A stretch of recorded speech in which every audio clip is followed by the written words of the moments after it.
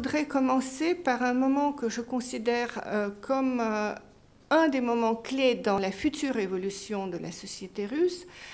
C'est le moment en 92, quand le dissident Vladimir Boukhovski, après la mort de Sakharov, certainement le dissident, si vous voulez, la tête politique de la dissidence, bien qu'il fut expulsé encore en 1976, si ma mémoire est bonne, de l'Union soviétique et donc a vécu en Grande-Bretagne, est invité par Boris Yeltsin pour visiter sa patrie.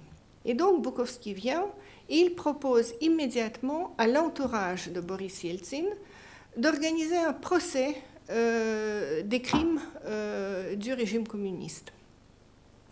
Et l'entourage d'Eltsine, parce que dans son entourage il y a eu quelques réformateurs assez avancés, si j'ose dire, accepte et soutient cette idée. Et finalement, le procès qui se tient, c'est un procès partiellement avorté, où il ne s'agit pas de crime du communisme, mais c'est un projet devant la Cour constitutionnelle où il y a deux requêtes qui arrivent au même moment. Une requête des communistes qui exige d'annuler l'interdiction du Parti communiste qui a été ordonnée par Boris Yeltsin après le putsch avorté d'août 1991. Et donc, l'autre requête est celle du pouvoir qui veut prouver le caractère anticonstitutionnel du Parti communiste. Et donc, ce qui était à la carte, en fait, ce n'était pas du tout le désir de démocratie du régime Yeltsin. Moi, j'ai des sentiments mitigés là-dessus, d'ailleurs. Mais aussi la répartition des biens. Si vous voulez, on est au moment charnière, au début des années, à la fin des années 80, au début des années 90, pour, on dit en russe un peu grossièrement, le partage du gâteau. Parce que toute cette propriété énorme qui était soi-disant du peuple, en réalité était gérée par le Parti communiste. Maintenant, quand le Parti communiste s'en va, qu'est-ce qui devient propriétaire de cette richesse? Pas le peuple quand même. Donc, l'idée du pouvoir, pourquoi il a voulu ce procès, en fin de compte, pas du tout le procès qu'a voulu Boukhovski à l'origine, pas le procès des crimes du communisme, c'était de priver le parti communiste issu du Parti communiste soviétique du droit de gérer non seulement l'argent. Bon, on a beaucoup parlé, on a beaucoup écrit sur aussi le soi-disant argent du Parti communiste qui est parti vers des offshore, etc.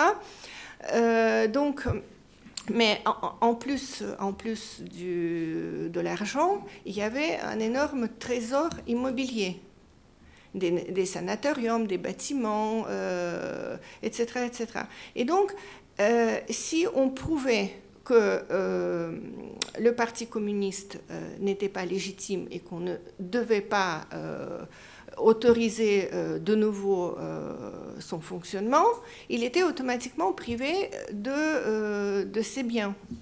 Ce procès n'a pas été mené jusqu'au bout. Il n'y a pas eu de condamnation, si vous voulez, du système, sans parler de lustration comme dans les pays de l'Est. Et donc, ce moment a été pratiquement loupé. Et c'est à partir de là qu'une autre ligne, si l'on peut dire, prend le dessus. Maintenant, la ligne dont je voulais parler, c'est une ligne qui tend, je dirais peut-être le plus simple de définir ça comme ça, tend à inscrire l'histoire soviétique dans le mainstream de l'histoire russe, c'est-à-dire faire de 70 ans du pouvoir soviétique un épisode légitime dans l'histoire millénaire de la Russie. Parallèlement, Yeltsin lui-même et son entourage commencent à chercher frénétiquement l'idée nationale, une idée qui pourrait cimenter la nation et qui pourrait se substituer en quelque sorte à l'idéologie communiste qui s'est effondrée comme une coquille vide de sens. Et donc on commence, on peut peut-être appeler ça réconciliation entre les blancs et les rouges. Mais comment faire? Eh bien la recette est assez simple. On met en avant la valeur de la patrie et la valeur d'un passé impérial qui reste en quelque sorte valable, quelle que soit la coloration idéologique du régime.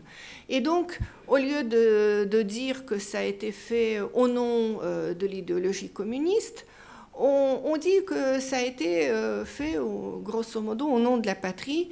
Et bien sûr, l'événement central, le point d'orgue dans tout ça, c'est la Seconde Guerre mondiale, appelée en Russie et en Union soviétique la Grande Guerre patriotique. Les choses évoluent avec l'arrivée de Vladimir Poutine, c'est-à-dire que la balance, disons, entre les rouges et les blancs pend, depuis son arrivée au pouvoir, très sérieusement du côté du soviétisme.